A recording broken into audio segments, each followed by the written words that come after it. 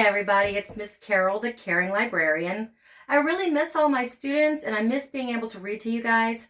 So today we're going to read A Fractured Fairy Tale by John Cieszka. Now, everybody knows the story of the three little pigs, right? Well, have you ever heard the wolf side of the story?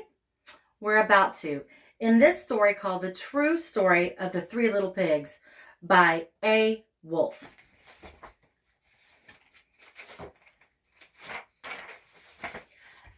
Everybody knows the story of the three little pigs, or at least they think they do.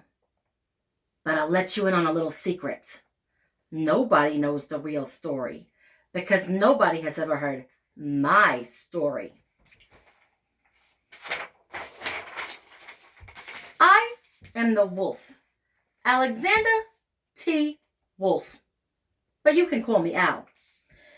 I don't know how all this big bad wolf thing got started, but it's all wrong. I don't know, maybe it's our diet. Hey, it's not my fault that wolves eat cute little animals like sheep and bunnies and pigs. If cheeseburgers were cute, folks would probably think you were big and bad too.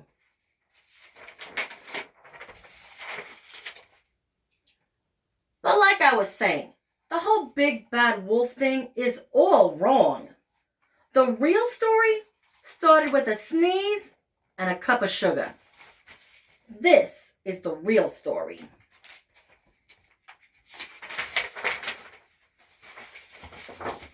Way back in Once Upon a Time, I was making a birthday cake for my dear Granny. I had a terrible sneezing cold, and I ran out of sugar.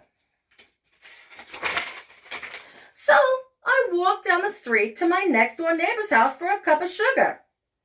Now this neighbor was a pig, and he wasn't very bright either. He had built his whole house out of straw. Can you believe it?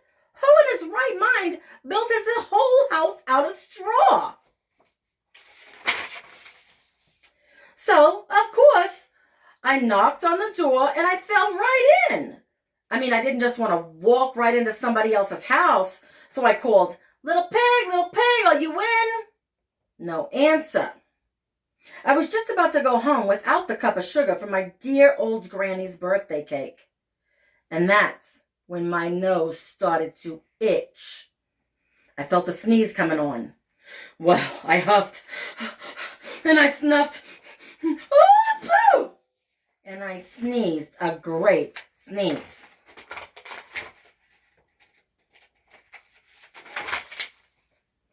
And you know what?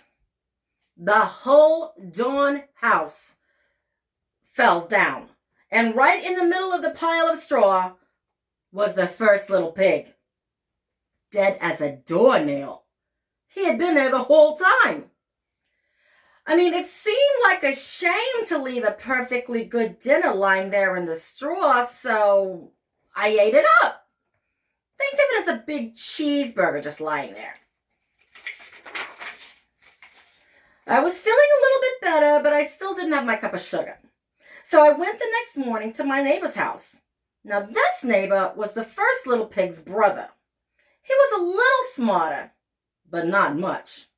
He had built his whole house out of sticks. I rang the bell on the stick house.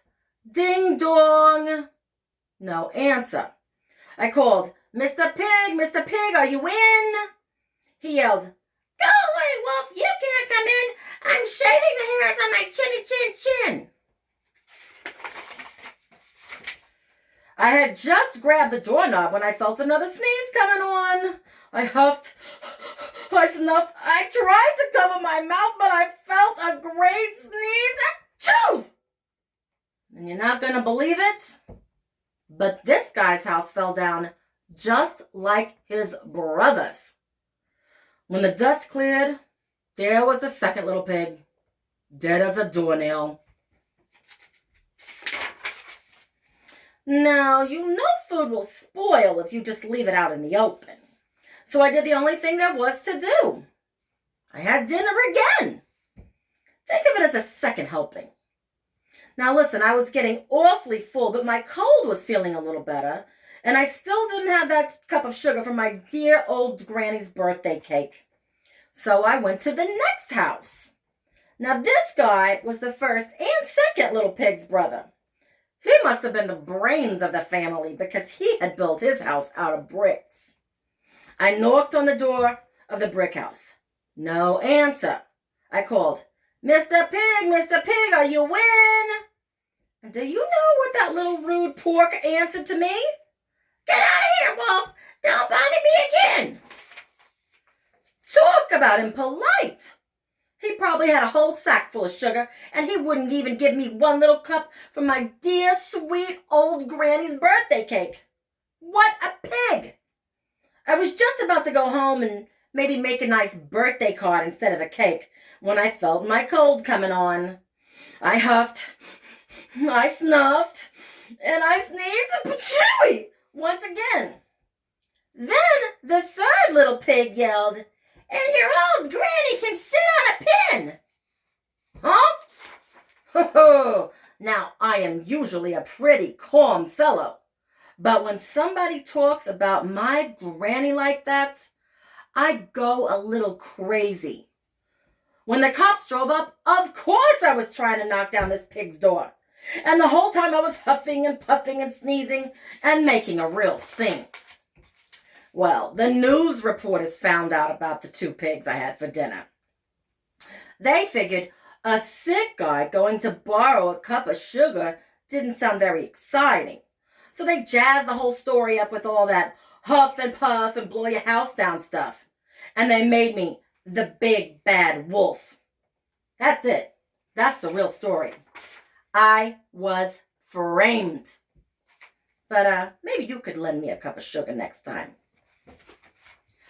I hope you enjoyed this story, everybody, and stay tuned and we're going to discuss the story.